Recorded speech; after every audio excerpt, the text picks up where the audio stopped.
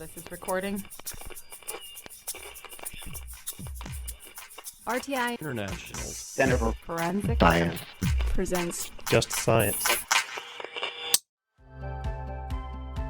Welcome to Just Science, a podcast for justice professionals and anyone interested in learning more about forensic science, innovative technology, current research, and actionable strategies to improve the criminal justice system.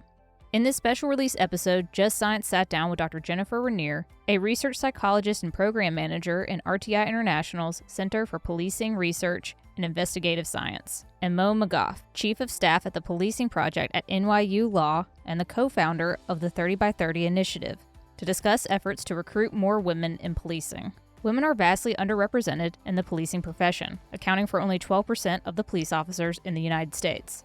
Women police can increase legitimacy and trust within communities and also improve department performance. Listen along as Rineer and McGough discuss their research on this issue and the steps organizations are taking to increase women representation in policing on this episode of Just Science. This episode is funded by the NIJ project titled From Research to Reality, Recruiting More Women into the Policing Profession.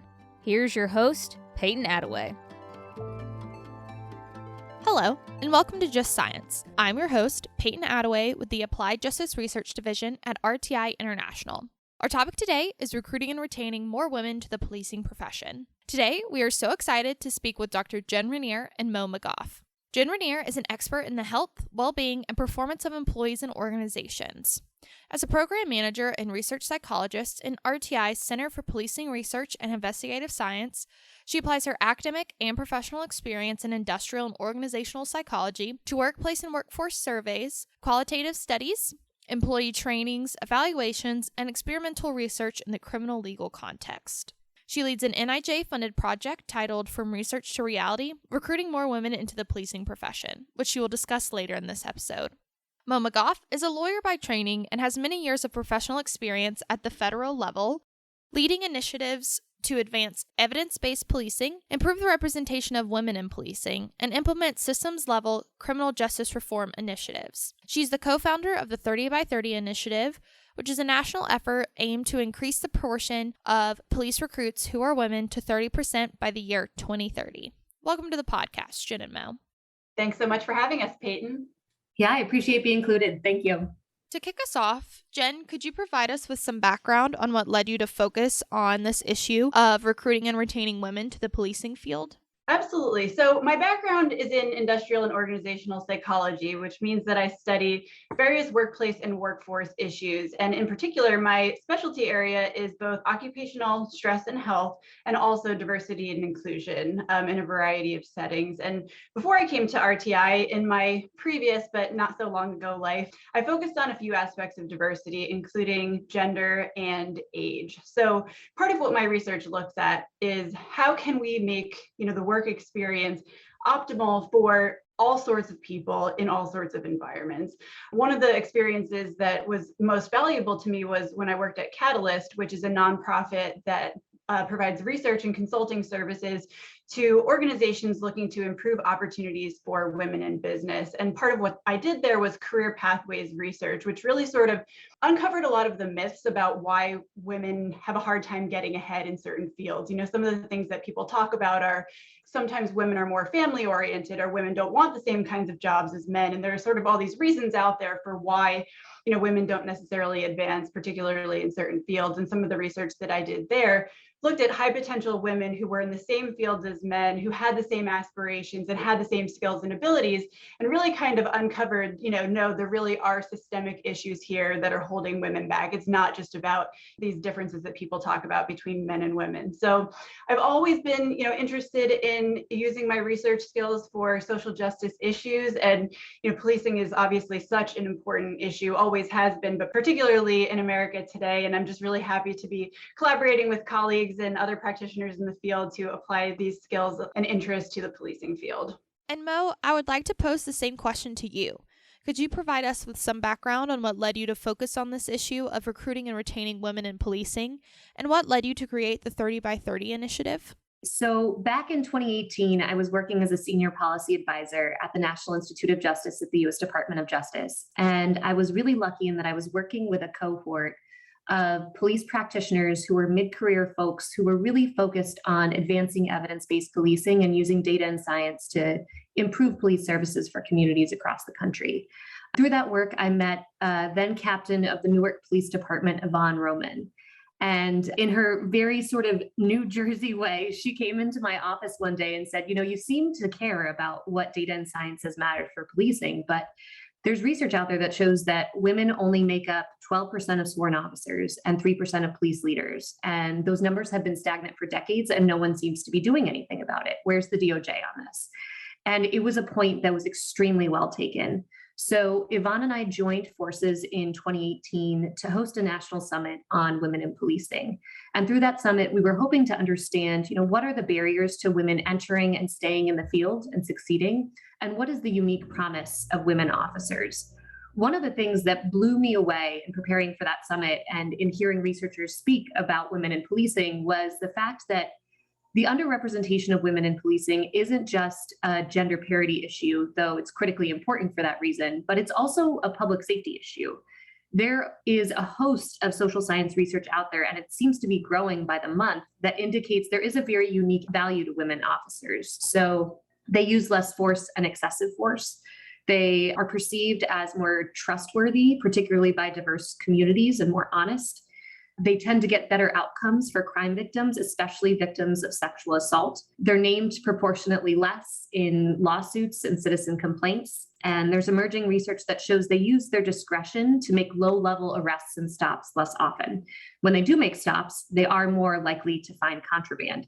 So, if you think about it, if there was a training out there that any police department could implement that promised those types of outcomes, I think every police department in the country would be scrambling to implement that training. But it really is just about valuing women officers and what they bring to the department. So Yvonne and I have spent the last 3 years working with this really sort of grassroots team of police practitioners and leaders, researchers, policymakers to launch the 30 by 30 initiative with the goal of improving the representation of women in police recruit classes to 30% by the year 2030, reforming policing policies, assessments, and strategies to ensure they are free of inherent bias that might disproportionately impact women and other underrepresented demographic groups, and also ensuring that police culture is one where women and other underrepresented groups can not just survive, but thrive. And that's what we're hoping to do.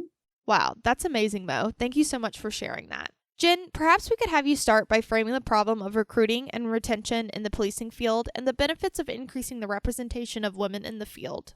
Yeah, so I think, Mo did a great job of describing some of those benefits, and those are some of the ones that have stood out to me in the research as well, right? Like when we think about what's needed for policing, particularly today, in terms of rebuilding trust, building relationships with communities, and just addressing the wide variety of issues that the police are tasked with addressing every day, it's helpful to have people who have a wide array of skills, including, some of the ones that Mo mentioned in terms of, relationship building, communications, de-escalation. These are qualities that tend to be associated with women, and they really are needed, I think, to rebuild policing in America and to help police and civilians have better relationships. In terms of the challenges, they are numerous, right? So it's a big issue that we're tackling here, but I think a lot of progress really has been made in the last couple of years. To frame the problem, it's hard to recruit anyone into policing today, right? A lot of agencies have open positions that they simply can't fill. They're not getting enough applicants, period, let alone enough diverse applicants. And it's hard because we're talking about wanting to have better selection processes that are more stringent and that bring in the best people, but it's tough given the current climate. And I think, it's even more complex when we think about intersectionality. So part of what we did for our project, which I'll talk about later, was, we had focus groups with over 70 women in law enforcement, and particularly Black women in law enforcement, women of color were saying, it's particularly hard for us to recruit women of color because there is that lack of trust between police and the communities that a lot of those women come from. And it's an additional issue to consider. So there are a lot of barriers. As Mo mentioned, there needs to be a culture that supports the women once they're in those positions. If they manage to have an interest in policing and apply, what does it look like when they get there? And part of it is that because there are so few women in policing overall, there's a lack of role models. And, that's one of the things that we know from research overall across fields is that people tend to enter fields where they have relatable role models and they see somebody that looks like them and they have reason to believe I can do it too, because I see people who look like me who are able to do this. There's also a huge barrier of the way that policing has traditionally looked and the ability to raise a family. I mean, in any profession, it's hard to be working and raising a family at the same time. Traditionally, policing has had a lack of flexibility. The schedules are inherently difficult, rather, with shift work and things like that. So a lot of agencies, I think, are looking at how they can change those policies to better support people in managing their work and non-work demands. But there are a lot of barriers. And I think the positive aspect, though, of what's going on right now in the country around the conversations around what policing is and what America wants policing to look like is that it is starting to draw different kinds of people to the field, including more women, right? So in those focus groups that we held through our project, we heard people saying, there are more people who have a background in social work who are now interested in applying those skills to policing, people who had a former career in teaching.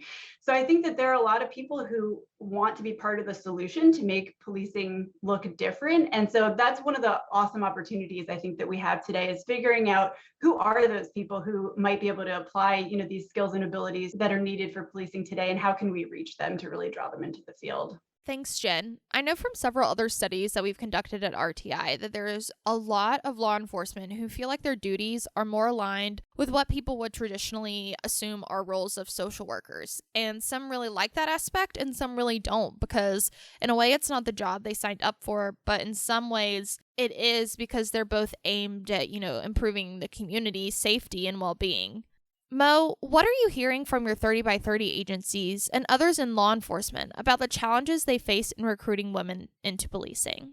So I think Jen did a really nice job of sort of providing an overview of the dynamics that we're seeing about recruitment generally. When it comes to women in policing, it just comes down to you can't be what you can't see. And a lot of the recruitment material, when you start to look at it really specifically, it tends to be very male dominated, and not just male dominated. It also tends to celebrate traditionally masculine aspects of policing that we know from research actually doesn't represent the vast majority of how police spend their time. One of my favorite stories from that summit in 2018, when we started talking about recruitment, was someone shared the story of a recruitment video they'd seen from a very small agency. They had less than 10 officers. They barely had any aviation assets, but their recruitment video was someone hanging out of a helicopter with a giant gun strapped to their chest. And you just sort of wonder, what is it that you're trying to bring into your department if that's what you're celebrating?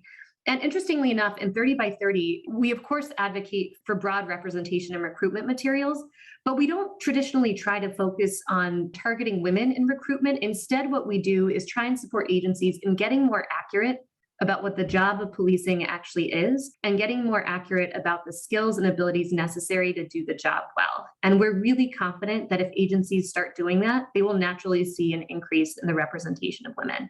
We're also helping them to think a little bit differently about the types of populations that they target. I think it's really fantastic that we've already mentioned social workers. A lot of times traditionally, if you're doing a college recruitment event, for example, you focus almost exclusively on criminal justice majors, and that makes sense. But what about your nurses and your social work folks and your psychology majors? They all bring very specific skills that are demonstrated to be valuable for police, and we should be recruiting from those cohorts as well.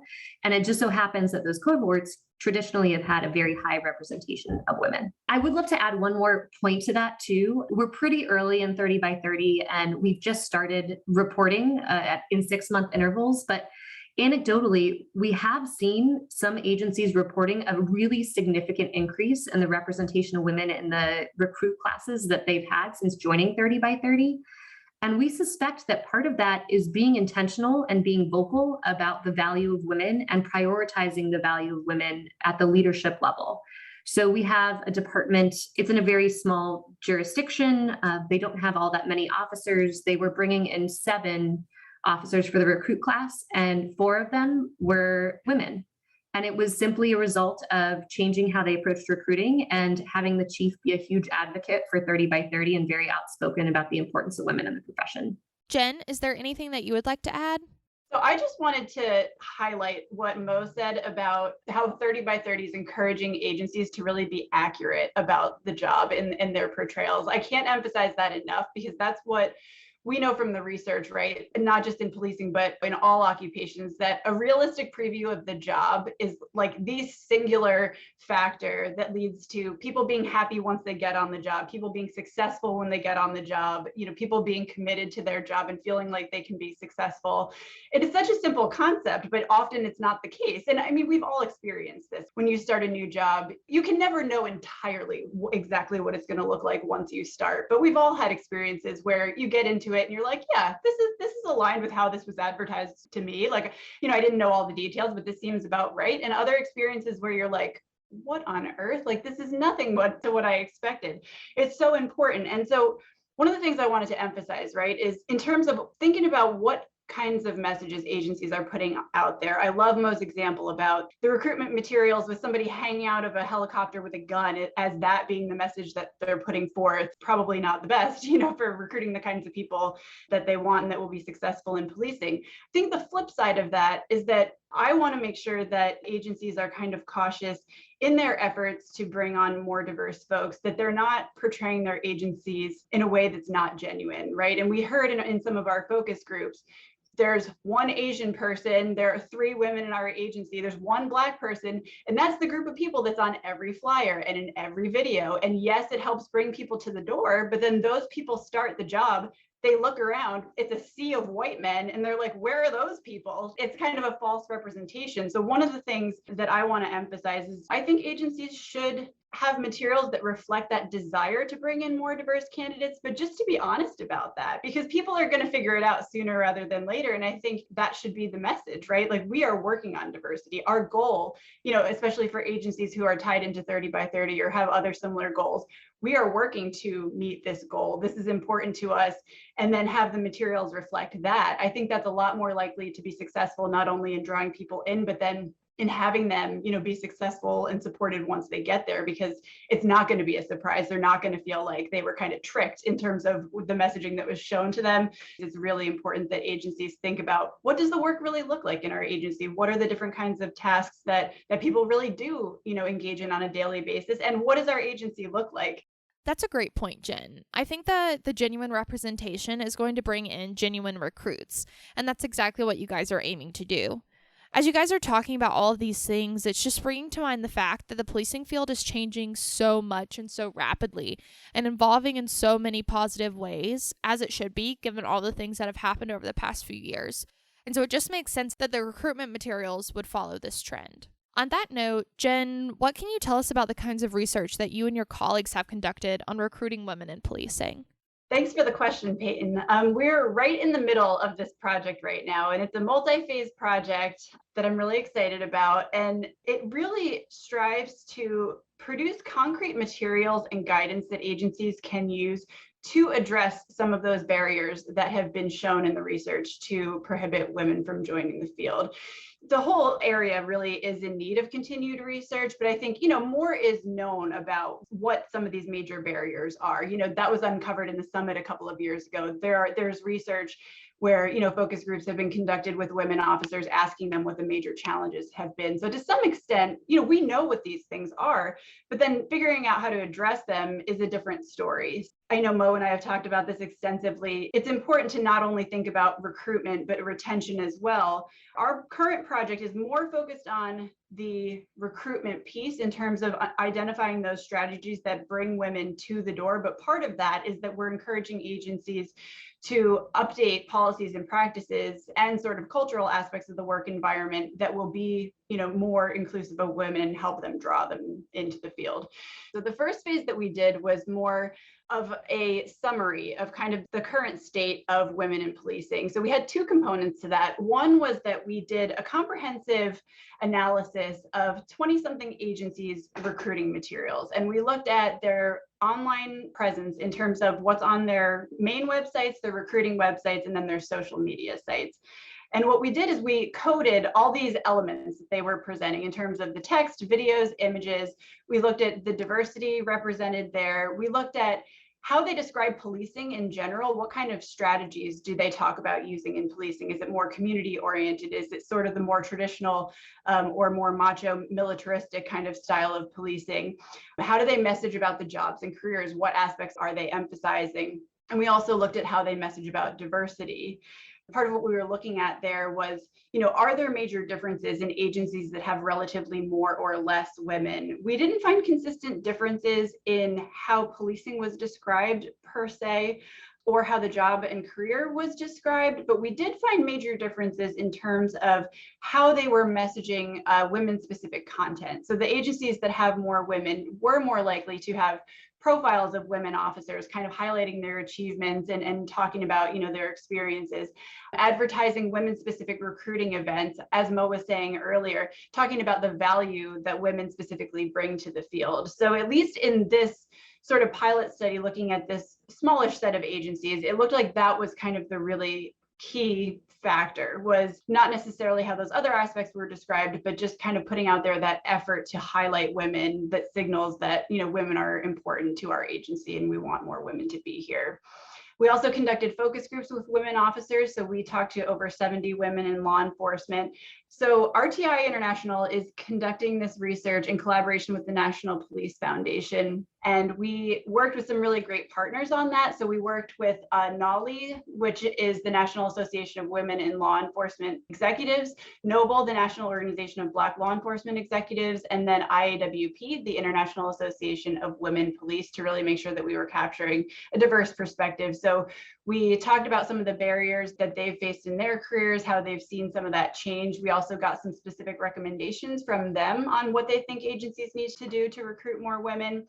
And now we're in the process of doing an online experiment with hundreds of individuals, both students and a general population sample, to test out some materials. So basically, we are taking some best practices from the research, what we learned in phase 1, and we created mock materials. So Facebook ads, videos, different advertisements, and we're looking at how varying those images and messages affect people's perceptions of this mock agency and their interest in applying. So we're really getting some detailed information about how these different materials land. And that's, I think, one of the things that's been lacking in the previous research so far is a lack of experimental design in the research. And then kind of really understanding the impact of these different materials. I know, for example, there was a study that coded, hundreds of police recruiting videos, and it kind of described, here are the elements that tend to be present in these kinds of videos. This is what they look like.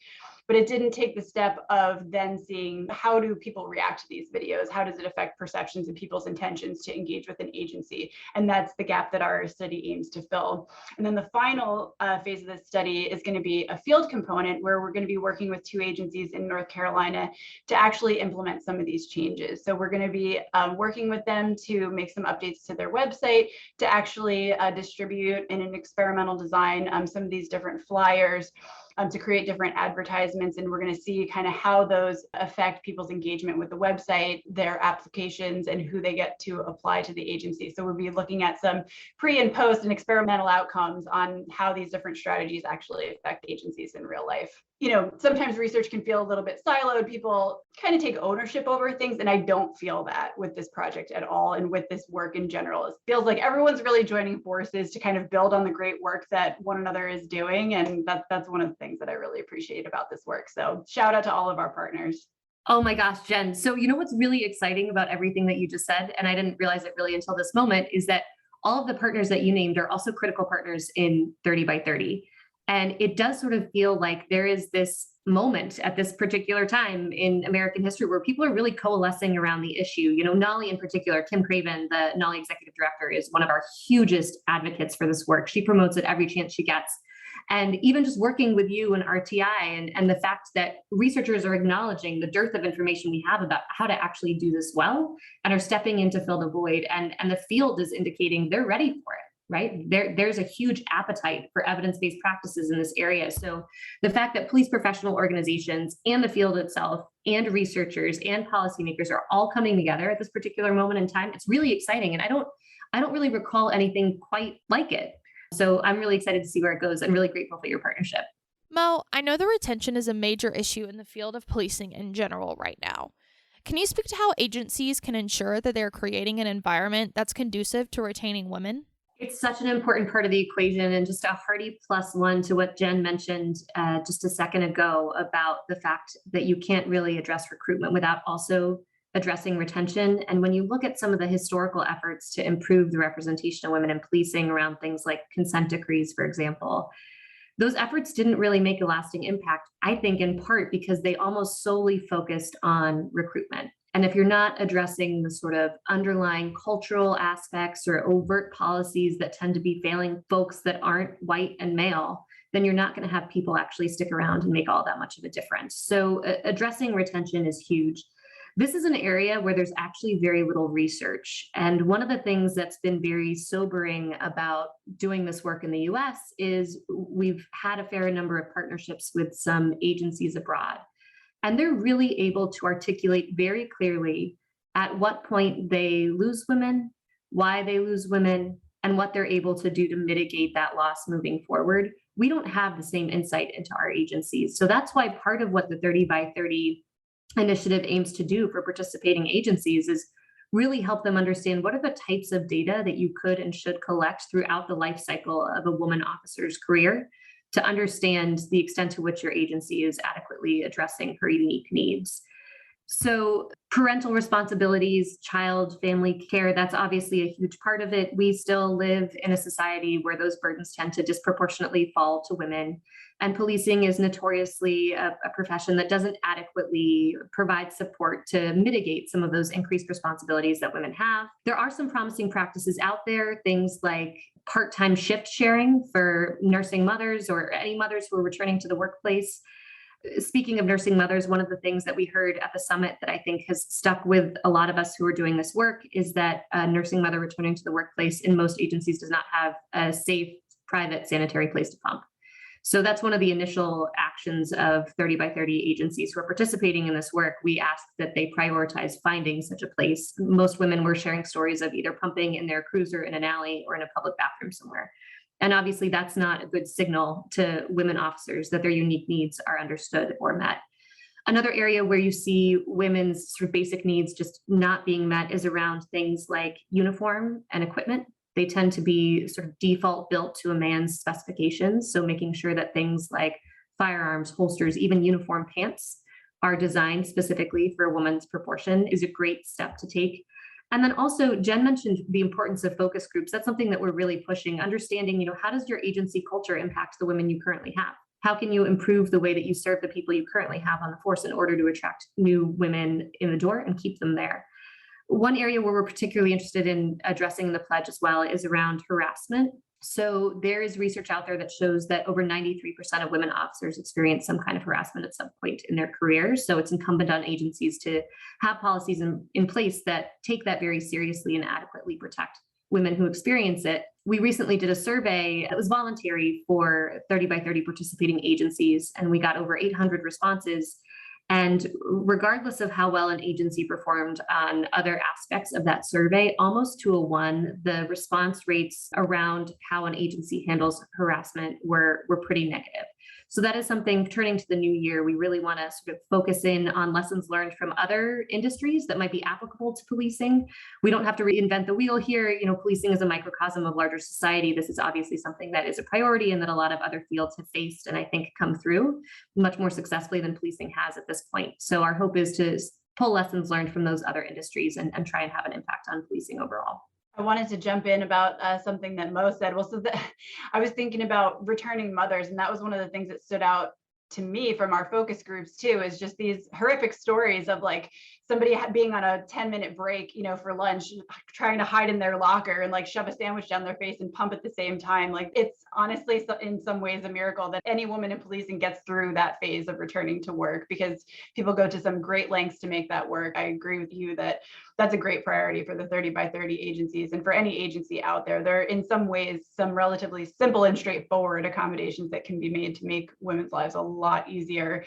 And one other note that I just wanted to make about the issue of support for working parents, some of the newer research is showing that these aren't just things that women want. In terms of paid leave, in terms of support for childcare, like these are things that prohibit a lot of men from joining the field as well. Like, things have changed from generations ago. And in many cases, men want to be more engaged in childcare and in family life. And so this is one of the things that I love about being in this research space and doing this work, is that we're not just asking for things that are good for women, we're asking for things that are good for people. And I think when it comes to work-family balance, like, this is something that will help bring everyone, to the field, not just women.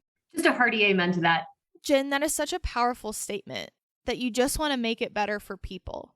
I think a lot of times people can get prickly about certain diversity and inclusion efforts because they think that these changes are only for these certain groups, when really all these efforts are to make it better for everyone and make communities safer and rebuild that trust between the community and the police that has been deteriorating over the past couple of years. Absolutely. Jen and Mo, is there anything else that you'd like the audience to know regarding the recruitment of women into policing? One thing I like to mention when we start exploring these issues is the role of men. I think a lot of times when you talk about issues of gender parity or the importance of gender diversity, people tend to think, oh, this is a women's issue. And I think that manifests at things like conferences when we go out and speak about this at places like the International Association of Chiefs of Police. You look around the room and it's fairly full, which is very exciting, but almost everyone in the room is a woman. And when we're talking about changing these systems and structures, women aren't the ones who built the systems that we're currently trying to change. And women aren't the ones who currently hold most of that power, right? 97% of police chiefs in this country are men. So just the importance of men in the discussion and the importance of men coming to the table with sort of an open mind and an advocate's heart and really prioritizing this, not just for gender parity's sake, but for sake of improved public safety outcomes. I think that's really important and it's probably worth mentioning.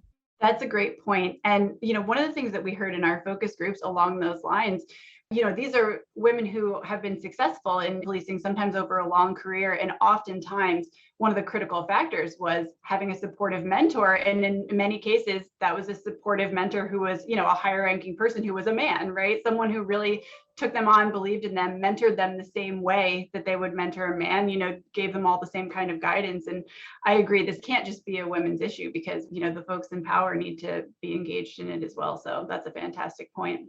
I think one of the things that I want to emphasize is just that sometimes there's a misperception that in efforts like this to increase the representation of women or racial minorities, in policing or other fields, that we're trying to make exceptions and do special things to bring these groups in, right? That like the status quo is good, but women haven't been able to cut it or other groups haven't been able to cut it. So what can we do to make it work for them? That is not at all what the situation is, based on a huge body of research. And I think the thing that people don't realize is that the status quo in most fields, in terms of the language that's used in job descriptions, the images that are used, the way that various aspects of jobs are portrayed, they are biased toward white men. A lot of times when you look at job descriptions, and this is part of the research I used to do at Catalyst in terms of making recommendations for companies, it's really kind of dissecting and picking apart what is it that you are messaging in your materials. And a lot of times you would see these very masculine types of words in terms of like almost not aggressive language, but sometimes aggressive language or these characteristics that are associated with men. And the key is that they were words or concepts that were not directly tied to the job. It's not that those were the things that were needed for the job. It's just that that's the kind of language that companies were used to using, and often not doing it intentionally. I don't think most of the time people write a job description or create a recruiting website in policing or otherwise where they say, let's make this just for white men, let's leave everybody out. I don't think most of the time that's what people are doing. But when you really take a closer look at things, you see that there really is an inherent bias toward the way things have historically been done, which does advantage white men. So really what we're pushing for is just a leveling of the playing field, looking at a more accurate description of the job, as Mo said, really looking at what are the competencies that are needed. And we know from the research that a lot of the competencies that are needed in policing are ones that are typically associated with women. So how do we get that message out there? How do we bring those people in? And how do we support them once they're in the field? Because I really think that policing won't change the way that the country needs it to until we have more women involved. Oh my gosh, Jen, I am so glad you brought that up. That is such an important part. I'm like jumping out of my chair over here. So we have had overwhelmingly positive responses to what it is that we're trying to achieve through 30 by 30. But to the extent that we've gotten pushback, it is the misperception that by trying to improve the representation of women in policing, we're trying to decrease the standards of what it takes to be a police officer. This false assumption that women aren't joining the profession because they can't hack it. And leveling the playing field and making it more accurate is all we are trying to do. And I think it's such an important point to keep at the forefront of our minds anytime we're doing any type of diversity initiative. It's not about lowering the standards. It's about changing the standards so that they accurately reflect what's necessary to do the job well. And I think as long as we sort of orient ourselves towards that North Star, we're going to just see more and more support for these types of initiatives over time. Absolutely. Other thing is too, if this is something that people are interested in learning more about, there's also this really powerful documentary called Women in Blue that sort of chronicles the efforts of women in the Minneapolis Police Department to drive reform. So if folks wanted to check that out as well, they're a 30 by 30 partner, but it's a good other place to go if people want a firsthand account of what it's like. Well, that's all that we have time for today. Jen and Mo, I have felt so inspired today talking to you guys as a woman and honestly just as a person, getting to hear all of the amazing work that you guys are doing to improve the representation of women in policing and ultimately make our communities safer and restore trust in communities with the police that have been, again, deteriorating over so many years. Thank you so much for your time today and for sitting down with Just Science to discuss women in policing. Thank you both. Thank you, Peyton. Thank you for having us. I'd also like to thank you, the listener, for tuning in today. If you enjoyed today's conversation, be sure to like and follow Just Science on your podcast platform of choice. For more information on today's topic and resources in the field, visit recruitwomenpolice.org or the 30 by 30 initiative at 30x30initiative.org. I am Peyton Attaway, and this has been another episode of Just Science. In our next season, Just Science talks to a range of specialists about the topic of at-home sexual assault kits. Opinions or points of views expressed in this podcast represent a consensus of the authors and do not necessarily represent the official position or policies of its funding.